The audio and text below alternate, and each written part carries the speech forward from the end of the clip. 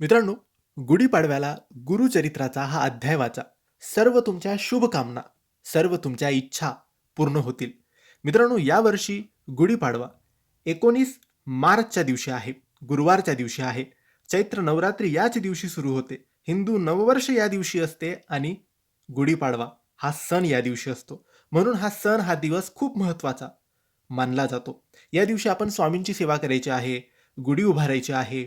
त्यानंतर स्वामींच्या मठात, केंद्रात जाऊन दर्शन घ्यायचं आहे. जेवढीही सेवा करता येईल तेवढी सेवा करायची आहे, कारण हे हिंदू नववर्षाचा पहिला दिवस असतो. यासोबतच आपण गुढीपाडव्याच्या दिवशी गुरुचरित्राचा अध्याय वाचायचा आहे. हा अध्याय आपण सकाळी वाचला तर अतिउत्तम, संध्याकाळी वाचला तरी चालतो. हा अध्याय महिलांनी, पुरुषांनी कोणीही वाचला तरी चालेल. हा अध्याय इच्छा पूर्ण करतो, शुभकामना पूर्ण करतो. हा अध्याय आहे गुरुचरित्राचा 18वा अध्याय. हो मित्रांनो, गुरुचरित्राचा 18वा अध्याय तुम्हाला वाचायचा आहे.